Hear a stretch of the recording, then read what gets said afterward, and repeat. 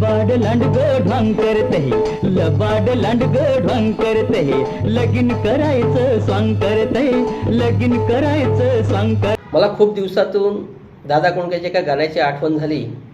ते म्हणजे लबाड लांडगं ढोंग करतंय, लगीन करायचं सोंग करतंय. त्याचप्रमाणे आज आपल्या सरकारची परिस्थिती झालेली आहे. सरकारसुद्धा महिलांना आरक्षण देण्यासाठी विधेयक आणायचं ढोंग करतंय आणि महिलांना आरक्षण देण्याचं सोंग करतंय. पण त्यामागे त्यांचा कुटील डाव काय आहे हे जनतेने सुद्धा घेरलेलं आहे आणि विरोधकांनी घेरलेलं आहे. म्हणूनच त्यांचं तिथं विधेयक पडलेलं आहे. सांगायचं असं आहे की महिला विधेयक आहे हे 2023 रोजी पारित झालेलं आहे. सप्टेंबर 19, 2023 रोजी हे मांडल्या गेले. 20 सप्टेंबर रोजी हे बहुमताने पास झालं आहे. म्हणजे या विरोधात फक्त 2च मतदान पडले MIMचे. 21 तारखेला राज्यसभेतसुद्धा हे पास झालं आहे आणि 29 सप्टेंबर 2023 रोजी राष्ट्रपतींची सही होऊन हे कायद्यात याचं रूपांतर झालेलं आहे. एवढं सर्व होऊनसुद्धा परत हेच विधेयक संसदेत मांडण्याची काही गरज नव्हती. जर खरोखरच तुम्हाला महिलांना आरक्षण द्यायचं आहे तर 543 ज्या सध्या खासदारांच्या जागा आहेत यातच तुम्ही द्यायला पाहिजे. तुमच्या मंत्रिमंडळात किती महिला आहेत आणि त्यातून किती महिलांना तुम्ही आरक्षण द्यायला पाहिजे हे लक्षात घ्या. म्हणजे सरळ आहे की महिला आरक्षणासाठी तुम्ही जे विधेयक आणता हे तुमचा ढोंग आहे. पण त्यामागचं तुमचा जो कुटील डाव आहे तो डिलिमिटेशनचा आहे हे लक्षात घ्या. तुम्हाला फक्त खासदारांच्या संख्या वाढवायच्या यासाठीच की भविष्यात तुम्हाला जास्तीत जास्त लोकसभा संख्या कशी वाढवायची आणि आपल्या लोकसंख्या सदस्य कसे जास्तीत जास्त निवडून आणायचे यासाठी तुमची सर्व तयारी सुरू आहे.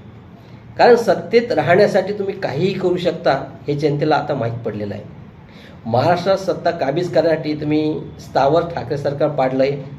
त्यांचे आमदार तुम्ही गुवाहाटीपर्यंत घेऊन गेले, परत आणलेत. पक्ष गायब करणे, चिन्ह गायब करणे, म्हणजे तुम्ही काय काय करू शकता हे आता सर्व जनतेने घेरलेलं आहे. म्हणून म्हटलं आहे लबाड लांडगं ढोंग करतंय, लगीन करायचं सोंग करतंय. त्याच प्रकारे चाललं. महिला विधेयकाचं ढोंग करतंय, आरक्षण देण्याचं सोंग करतंय.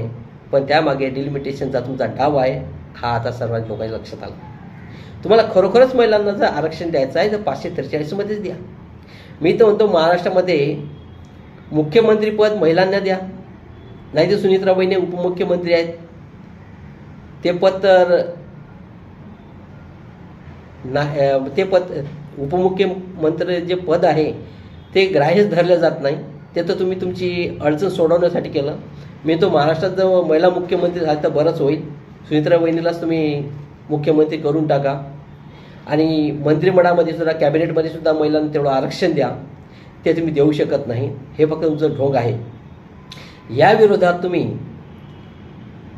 विरोधकांच्या विरोधात तुम्ही महिलांचे मोर्चे काढले.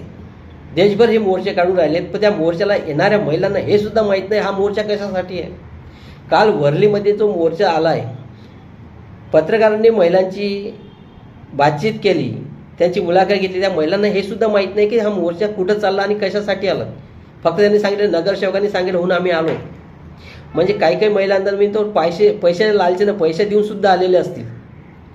काल या मोर्चामुळे ट्रॅफिक जाम झाली. संध्याकाळची वेळ होती मोर्चाची आणि संध्याकाळची वेळ अशी आहे की लोकांना घरी जायचं असते त्यामुळे ट्रॅफिक जाम. बऱ्याचशा शाळा सुटण्याची वेळ असते.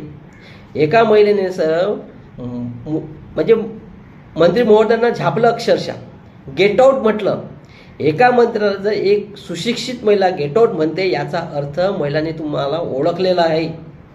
तुमचं हे ढोंग, तुमचं हे सोंग सर्व लोकांनी ओळखलेलं आहे. तर तुम्ही लक्षात घ्या. तुम्हाला ते व्हिडिओ बघायचे असतील तर मी तुम्हाला दाखवतोय आणि जनतेलासुद्धा माहीत पडेल की खरोखरच हे सरकार किती ढोंग करतंय आणि यामागे यांचं सोंग काय आहे. म्हणून सांगतो, या सरकारला ओळखा. हे लबाड सरकार आहे.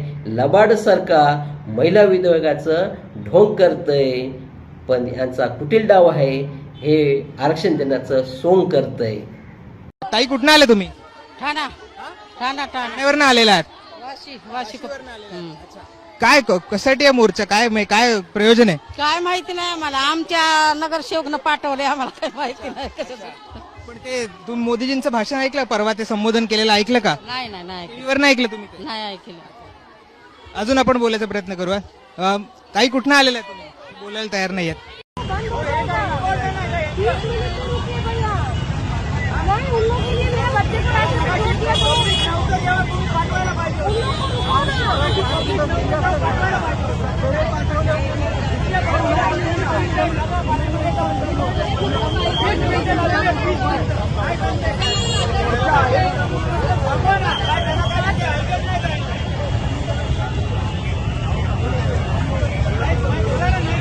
मैदान में जाके बोलिए, ट्रैफिक को रोकते नहीं.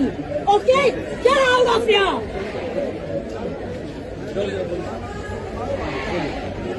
Did you not understand? Did you not understand?